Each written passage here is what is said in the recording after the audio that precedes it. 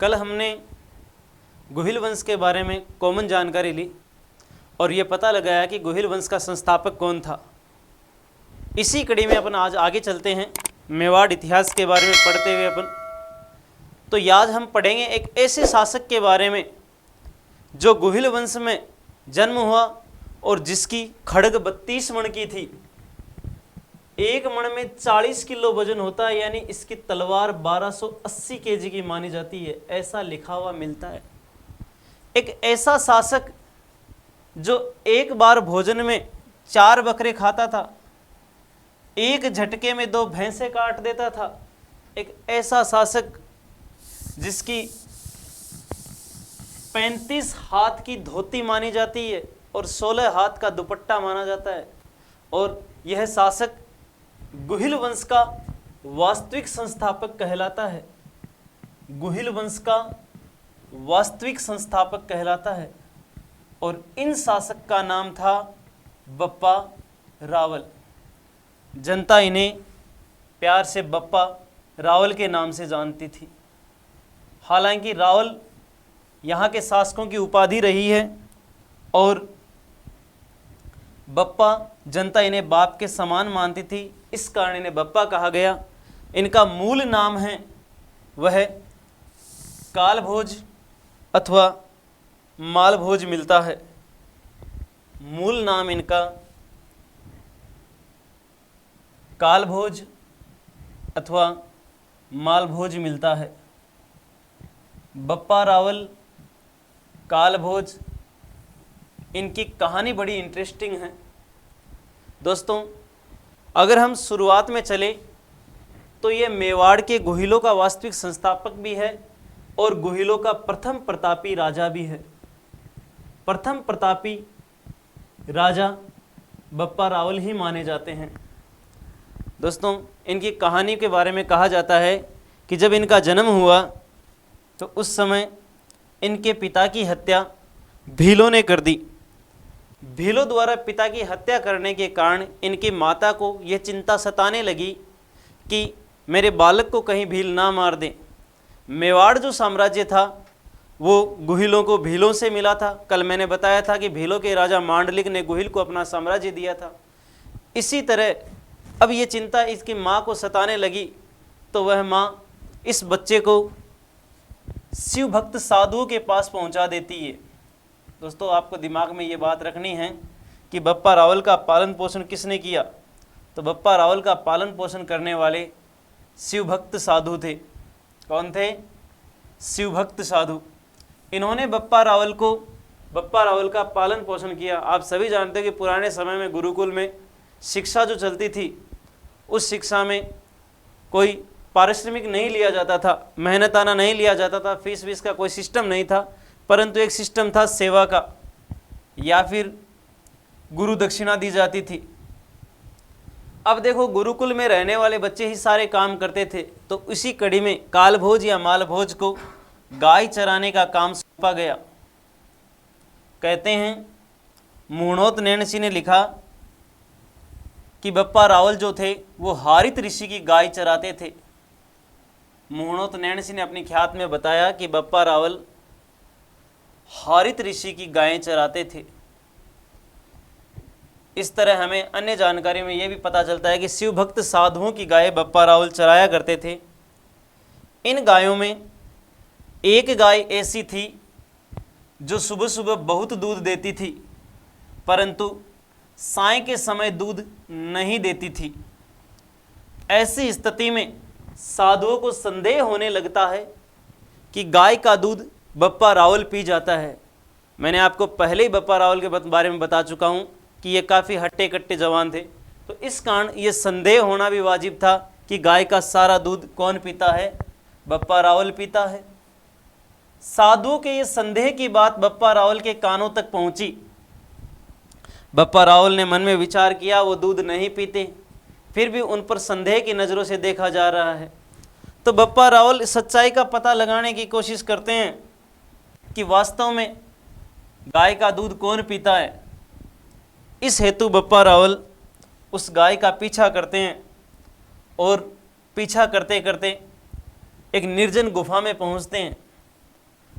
वहाँ बप्पा रावल देखते हैं कि गाय गुफा में पहुँचने के बाद में एक स्थान पर खड़ी होती है और उस स्थान पर खड़े होने के बाद गाय के थनों से अपने आप दूध निकलता है और गाय अपना सारा दूध गिरा देती है। गाय गुफा में दूध गिराकर जब बाहर निकलती है तो बप्पा रावल उस जगह पर पहुंचते हैं और वहाँ जहाँ गाय ने दूध गिराया उस जगह को साफ करते हैं, अपने हाथों से दूध जगह को साफ करते हैं।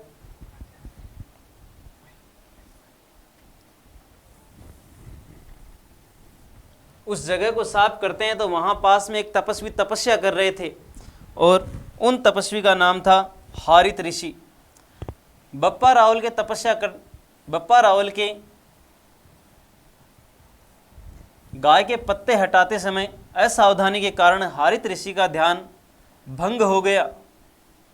बप्पा रावल डर गए, उन्हें लगा कि कहीं ऋषि श्राप ना दे दे। पुराने ऋषि जो होते थे वो सभी तरह के थे, संयम वाले भी थे, क्रोधी भी थे।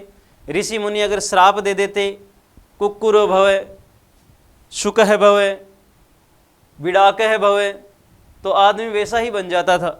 बप्पा रावल हारित ऋषि से डर चुके थे और इस कारण वे उनकी सेवा करने लगे और बप्पा रावल ने हारित ऋषि को अपना गुरु बना लिया।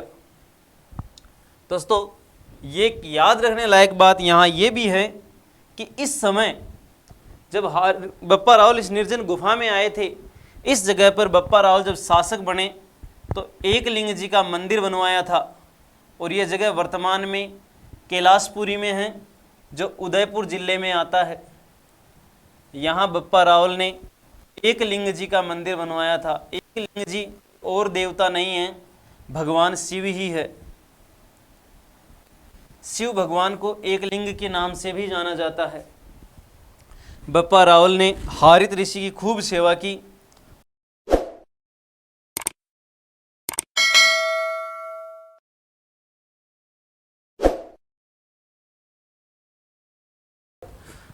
जब हारित ऋषि के शिवलोक जाने का समय आया तो उन्होंने बप्पा रावल को बुलवाया कि बप्पा रावल मुझसे मिलने के लिए आ।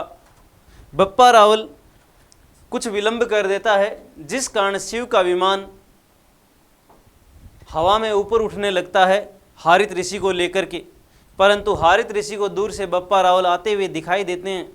ये देखकर हारित ऋषि शिव के विमान से कहते हैं कि मेरा शिष्य आ रहा है। बप्पा रावल हारित ऋषि के निकट पहुंचते हैं तो हारित ऋषि बप्पा रावल को कहते हैं कि मैं तुम्हें फलां जगह खजाना बताता हूँ, वहाँ से खजाना ले लेना और मैं तुम्हें एक आशीर्वाद देना चाहता हूँ। खजाना बताने के बाद जब वो आशीर्वाद देना चाहते हैं तो वे बप्पा रावल से कहते हैं कि बप्पा रावल अपना मुंह खोल। बप्पा रावल अपना मुंह खोलता है। बप्पा रावल जैसे ही मुंह खोलता है तो हारित ऋषि थूकते हैं और वो थूक बप्पा रावल के मुंह में गिरता। इससे पहले बप्पा रावल पीछे हट जाता है जिस कारण थूक बप्पा रावल के पैर पर गिरता है। हारित ऋषि बप्पा रावल से कहते हैं ये थूक आज तेरे मुंह में जाता तो तू सदा के लिए अमर हो जाता, सदा के लिए अमर हो जाता, परंतु ये थूक तेरे पैर में गिरा है। फिर भी मैं तुम्हें आशीर्वाद देता हूँ कि मेवाड़ साम्राज्य हमेशा तेरे वंशजों के अधीन रहेगा। ये कहकर हारित ऋषि शिवलोक चले जाते हैं और बप्पा रावल चित्तौड़ के राजा मान मौर्य के पास चला जाता है। उस समय चित्तौड़ का राजा मान मौर्य था और जब ये बप्पा रावल चित्तौड़ जाते हैं उस समय भारत में मुसलमानों के आक्रमण प्रारंभ हो चुके थे और ऐसी स्थिति में मान मौर्य डर गया। इसने अपने सेनापतियों को बुलाया कि मुसलमान सेनाओं का सामना कौन करेगा, परंतु सारे सेनापति पीछे हट जाते हैं।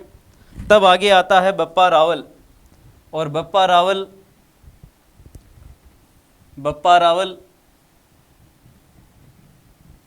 अरबी सेना को खदेड़ देता है।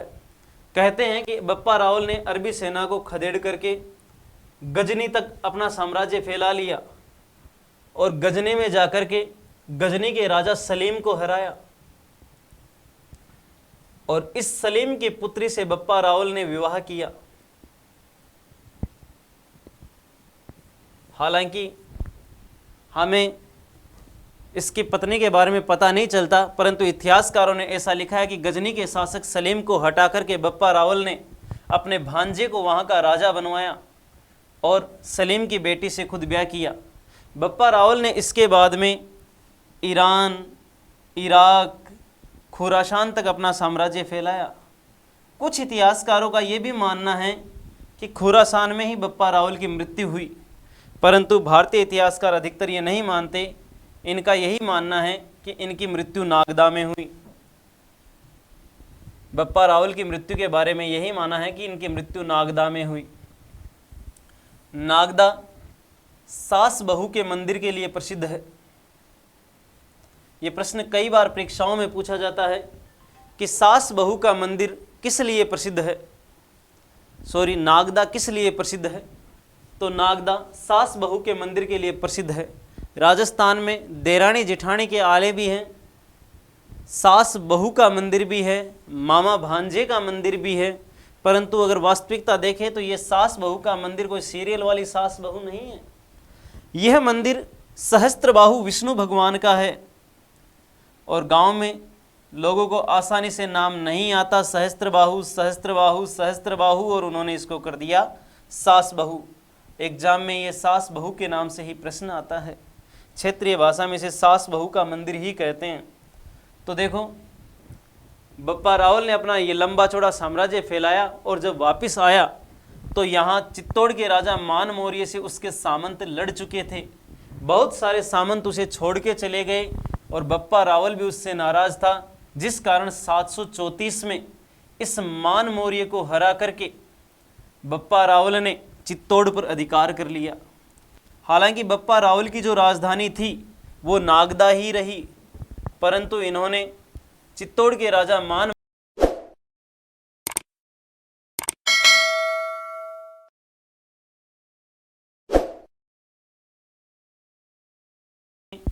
मेवाड़ में कामधेनु, नंदी, बछड़ा, मछली, दंडवत करता हुआ पुरुष,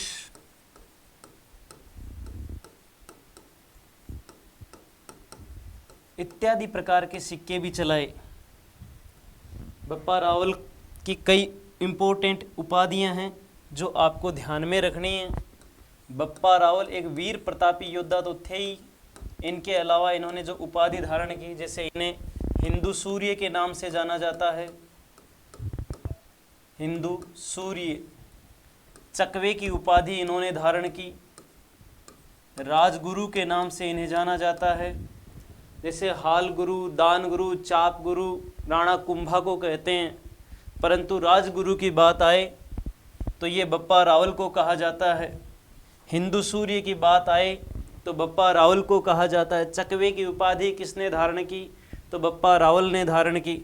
आपको एक विशेष चीज़ ये भी ध्यान में रखनी है कि जिस तरह हिंदू सूर्य बप्पा रावल को कहते हैं, हिंदू सूर्य की बात करें तो बप्पा रावल,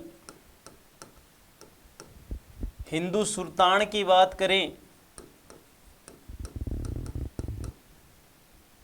तो राणा कुंभा,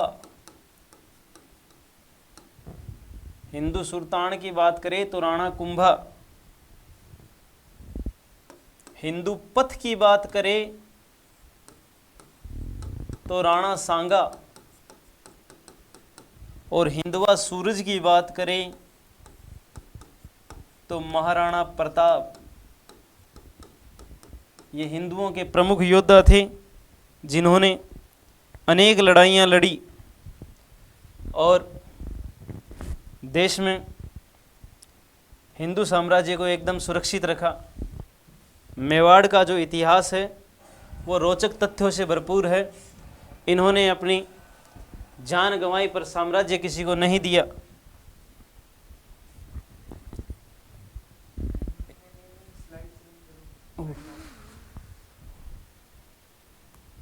तो आज इस तरह हमने बप्पा रावल के बारे में पढ़ा है, उसी तरह अगला हमारा शासक होगा वो राजस्थान का शासक जिसके बारे में माना जाता है कि इन्होंने नौकरशाही का गठन किया और राजस्थान में पहली बार किसी विदेशी महिला से विवाह किया। तब तक के लिए नमस्कार।